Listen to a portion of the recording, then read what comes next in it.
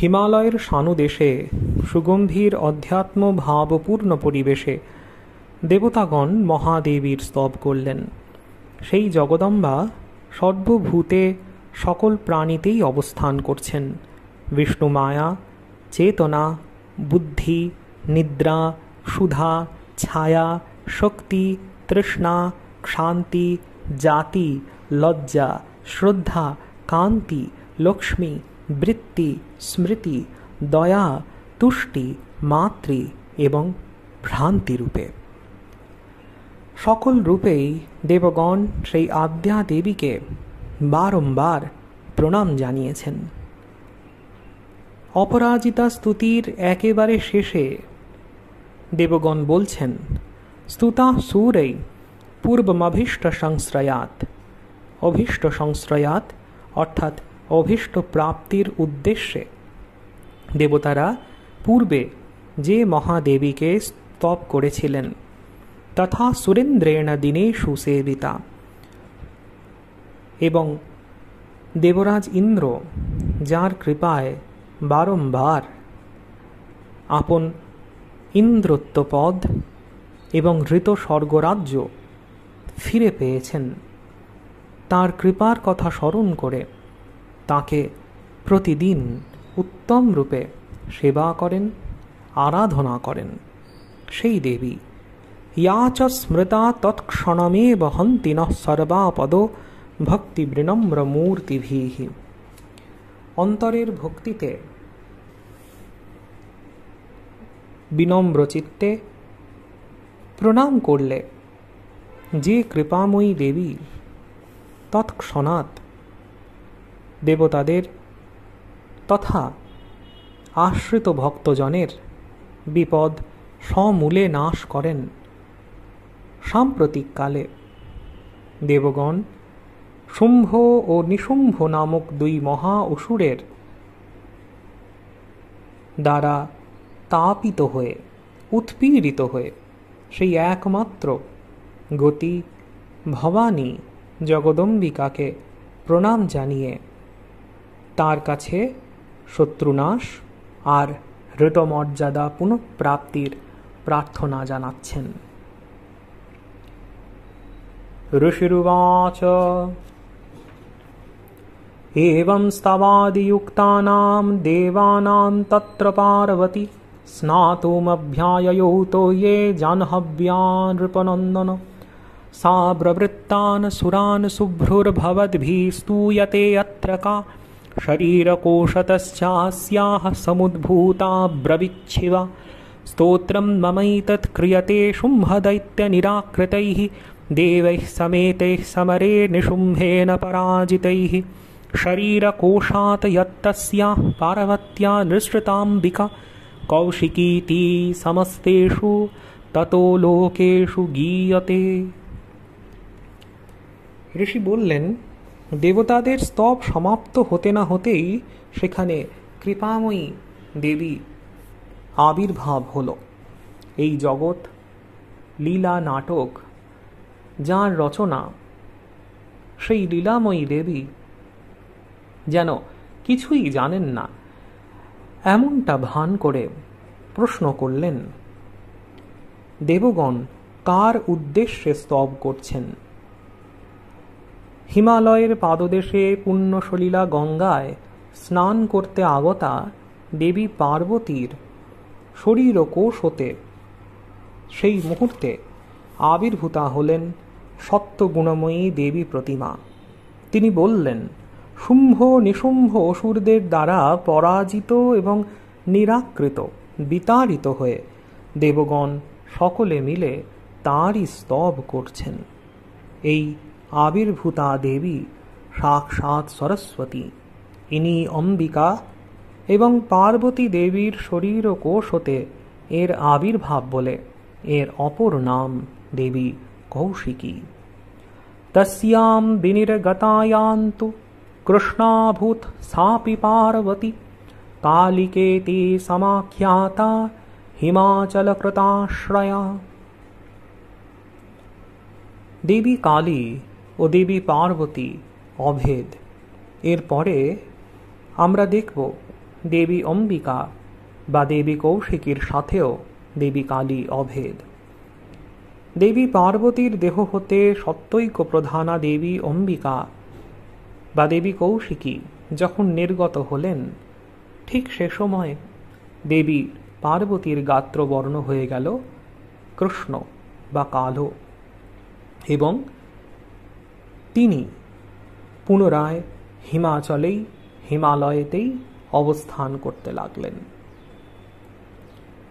এরপরে যুদ্ধক্ষেত্রে আমরা দেখতে পাব দেবী কৌশিকী বা দেবী অম্বিকা যখন ক্রুদ্ধা, সেই ক্রুদ্ধা জগন্মাতার ললাট ফলক হতে দেবী কালীর উৎপত্তি, যিনি চণ্ড এবং মুণ্ড এই দুই মহা অসুরকে বধ করে জগতে চামুণ্ডা নামে প্রসিদ্ধা হবেন।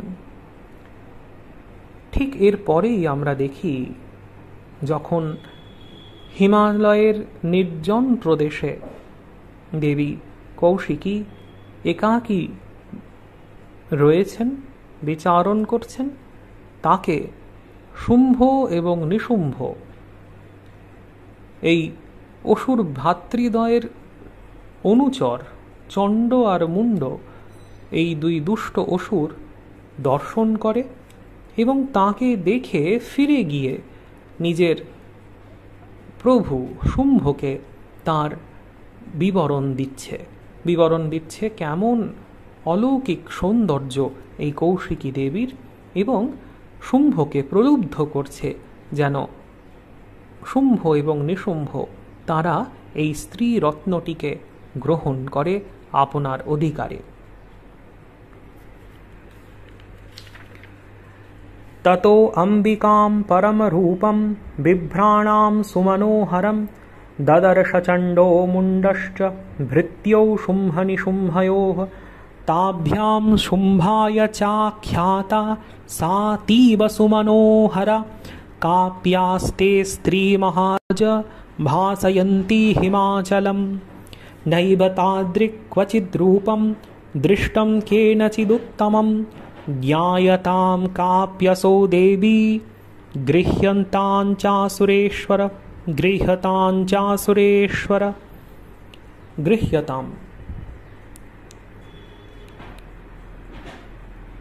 একে গ্রহণ করুন।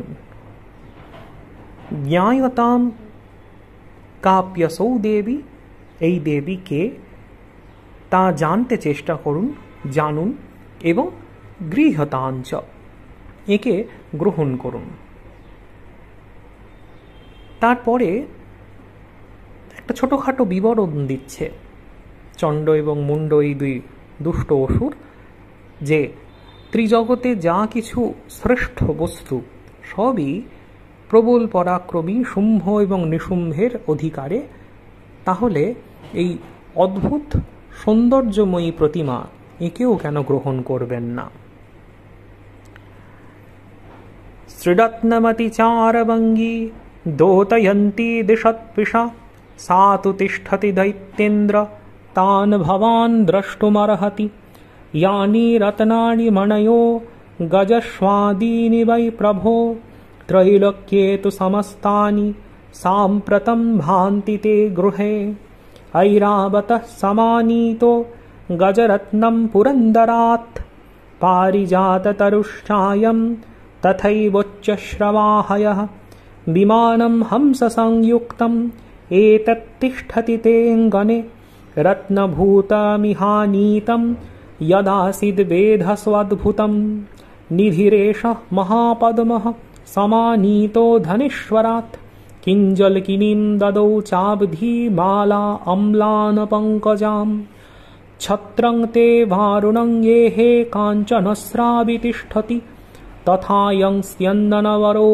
यः पुरासीत् प्रजापतेः मृत्योरुत्क्रान्तिदानाम शक्तिरीशो तया हृता पाशः सलिलराजस्य भ्रातुस्तव परिग्रहे निशुम्भस्याधिजाताश्च समस्ता रत्नजातय वह्निरपि ददौ तुभ्यम् अग्निशौचे च वाससि एवं दैत्येन्द्ररत्नानि समस्तान्याहृतानि ते श्रीरत्नमेषा कल्याणी তয়া কস্মান্ন গৃহতে। শুম্ভ এবং নিশুম্ভ এই দুই অসুরের অধিকারে জগতের সব কিছু যেন চলে এসেছে। আর মন্দবুদ্ধি, চণ্ড এবং মুণ্ডের প্রশ্ন সব নিয়েছেন, আর এমন অলৌকিক সৌন্দর্যের প্রতিমা স্ত্রী রত্ন, একে ছেড়ে দেবেন, একে কেন গ্রহণ করবেন না?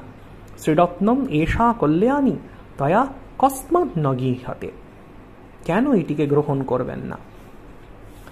শুম্ভ নিশুম্ভ এমনিতেই অত্যাচারী, দুর্বিনীত অসুর, এতটাই লোভী আর কাণ্ডজ্ঞানহীন যে সামান্য দেবতাদের সম্পদ তো বটেই, স্বয়ং যিনি সৃষ্টিকর্তা ব্রহ্মা, তার অদ্ভুত সুন্দর হংসবাহন বাহিত রথখানিকেও কেড়ে নিজেদের কাছে নিয়ে এসে রেখেছে।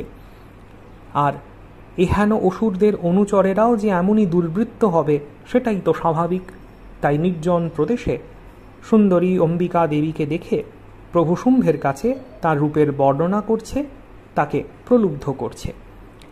চণ্ড মুণ্ড দুটোর বিস্তারিত বর্ণনা শুনে শুম্ভ স্বাভাবিকভাবেই বেশ উত্তেজিত হয়ে ভদ্রগোছের একটা অসুর সুগ্রীবকে দূত করে দেবীর কাছে পাঠায়, আর খুব ভালো করে শিখিয়ে দেয় কেমন করে এই অসুর ভাতৃদ্বয় শুম্ভ নিশুম্ভের গুণপনা দেবীর কাছে ব্যাখ্যা করতে হবে।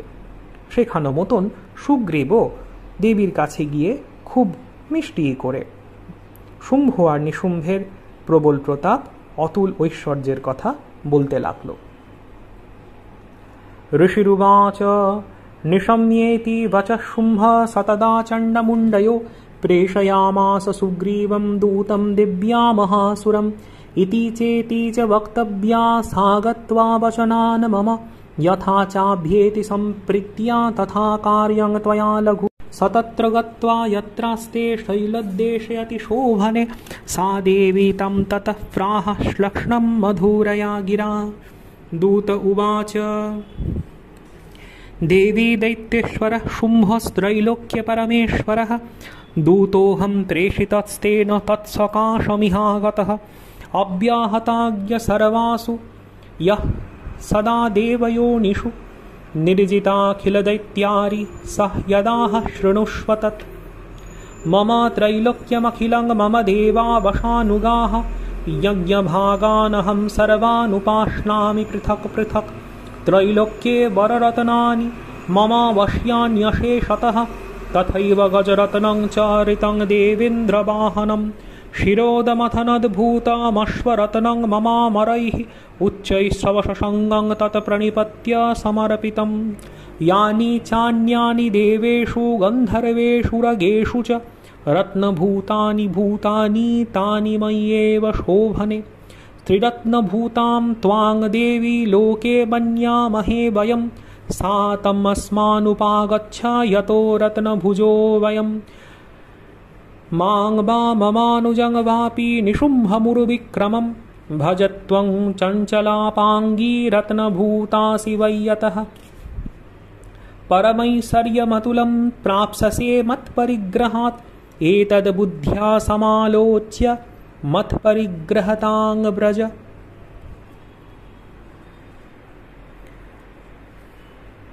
সব শেষে দূত সুগ্রীব বলে বসল, এই অসুরদ্বয়ের কথা মতন যদি দেবী শুম্ভের অথবা নিশুম্ভের ঘরণী হন তাহলে অতুলনীয় পরম ঐশ্বর্য তিনি লাভ করবেন।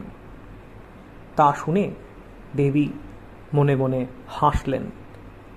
ঋষিরুবাচ इत्युक्त्वा सा तदा देवी गम्भीरान्तस्मिता जगौ दुर्गा भगवती भद्रा ह्येदं धार्यते